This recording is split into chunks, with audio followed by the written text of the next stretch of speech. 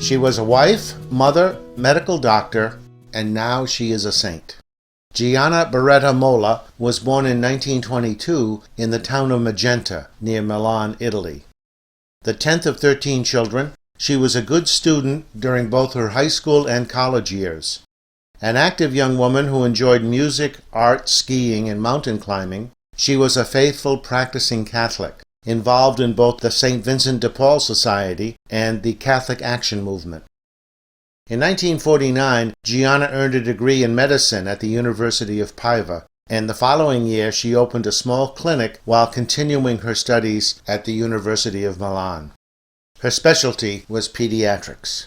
For Gianna, medicine was more than just a profession. She thought of it as her vocation, a calling from God, her way to use her talents to serve God by serving others. Gianna had a brother named Alberto, who was both a medical doctor and a Capuchin priest serving in Brazil, and she considered becoming a lay missionary so she could serve with her brother. As time passed, however, she gradually came to believe she was called to married life, and her wish was to form a truly Christian family. In 1955, Gianna married Pietro Molla in the Basilica of St. Martin.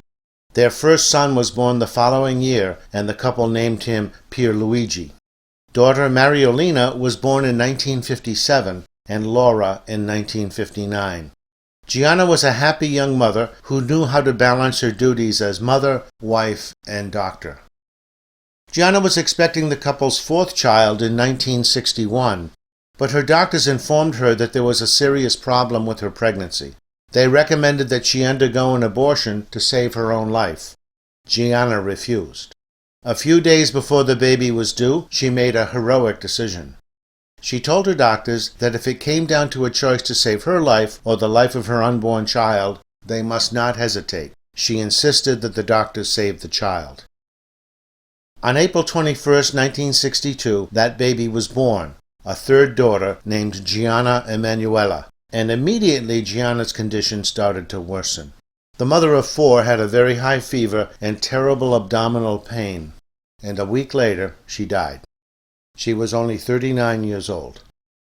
Pope John Paul II beatified Gianna Molla in 1994, and he canonized her 10 years later, in 2004. Amazingly, her husband and her children were present at both the beatification and the canonization ceremonies.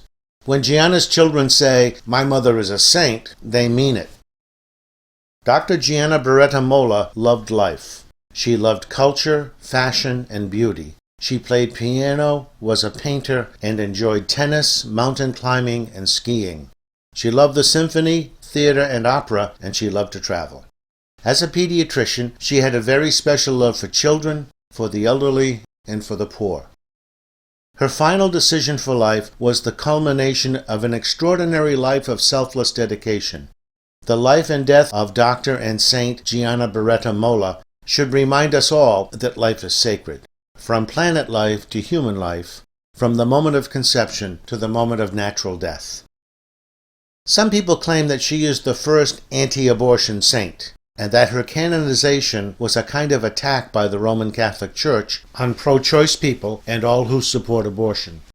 But as friend of the family, Father Thomas Rochia points out, the Church doesn't beatify or canonize people and use them as weapons to attack others for error and sin.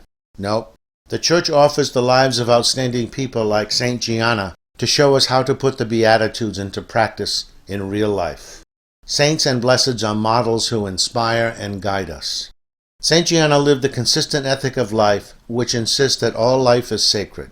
The lives of the unborn, the lives of all children and adults, the lives of the disabled and the elderly, the lives of those who are able to contribute to society and those who are not, and indeed the life of the planet itself. Simply put, Saint Gianna loved as God loves.